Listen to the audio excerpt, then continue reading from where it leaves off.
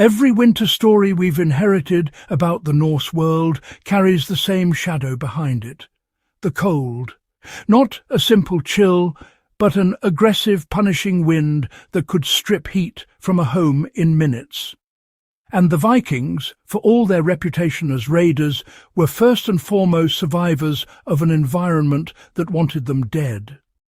So before we talk axes, ships or sagas, we have to talk about the one home-insulating technique they depended on far more than steel, the wind seal system built into their longhouses. If you're watching this on Warfield Survival because you love real-world problem-solving and historical engineering, this is the part of Viking life that actually decided who made it through February.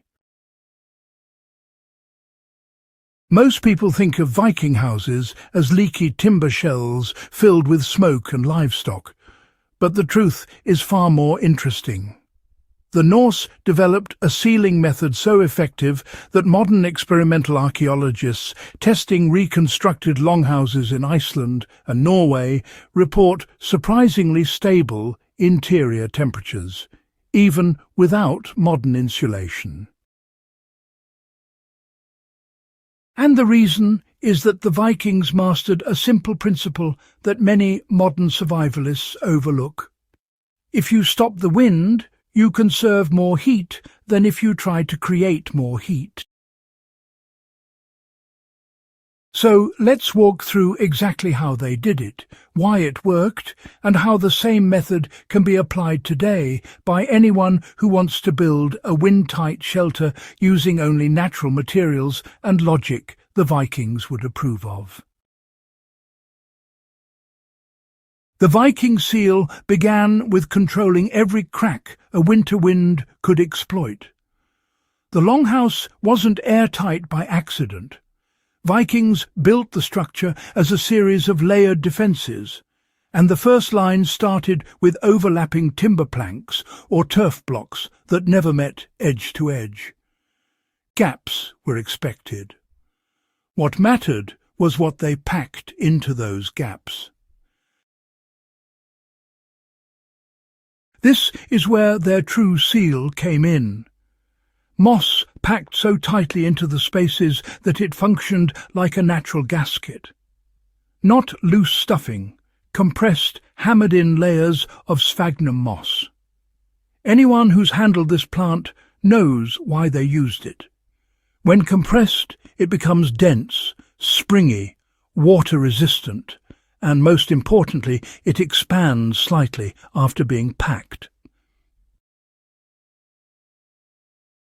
That expansion created a constant outward pressure that kept cracks sealed even when the timber shifted with weather changes. If you've ever built a survival shelter with bark or rough logs, you know the gaps widen as humidity changes.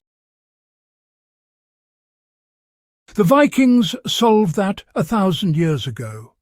Moss simply adjusted with the movement and stayed sealed. A practical takeaway for survivalists today is simple.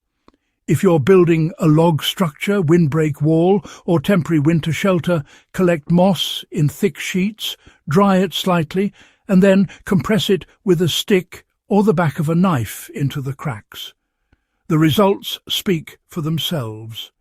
Even a basic lean-to becomes dramatically warmer. The second part of the seal involved thick clay-daub that locked everything into place. You see, moss alone could be pushed out by storms, so the Norse cleverly locked it under a protective layer.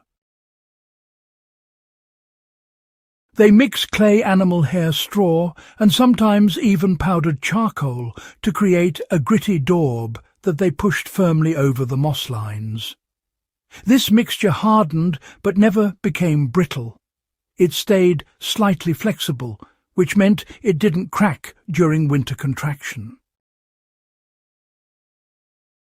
Archaeological finds and reconstruction tests show that this clay layer didn't just block wind. It acted as a moisture barrier, a pest barrier, and even provided extra fire resistance to the inner walls. And in a home where the central hearth burned all day, that mattered. If you recreate this mixture today, use a ratio of roughly 2 parts clay to 1 part fibrous material.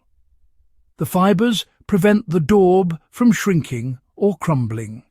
Spread it into seams with consistent pressure. Once it sets, you'll have a seal strong enough to withstand rain, frost and wind, exactly as the Vikings intended. The final element of the Viking seal was the turf-layered outer skin. People underestimate turf.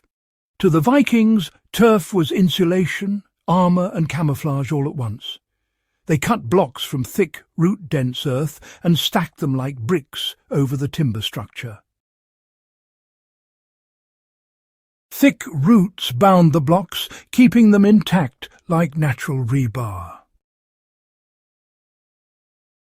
Once placed on the exterior walls, turf served 2 purposes.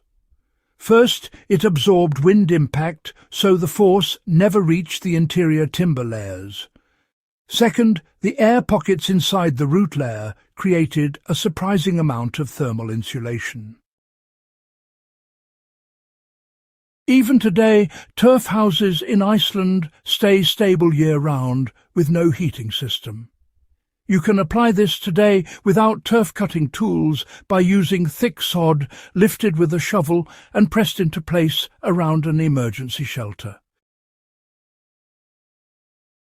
Even just 1 or 2 layers, reduces wind by a massive amount.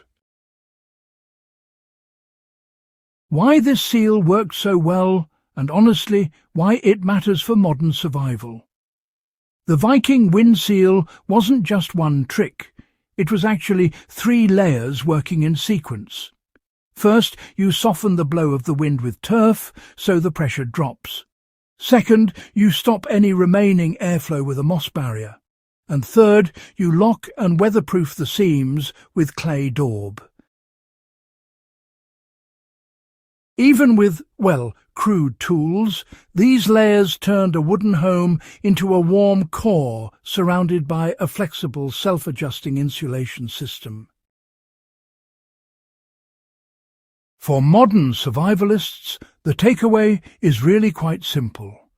Your shelter should fight the wind first and the cold second. When the wind stops, heat loss slows dramatically. And, the Vikings built around that truth every single winter. Try it yourself. Build a normal log or branch shelter, then seal it up Viking style.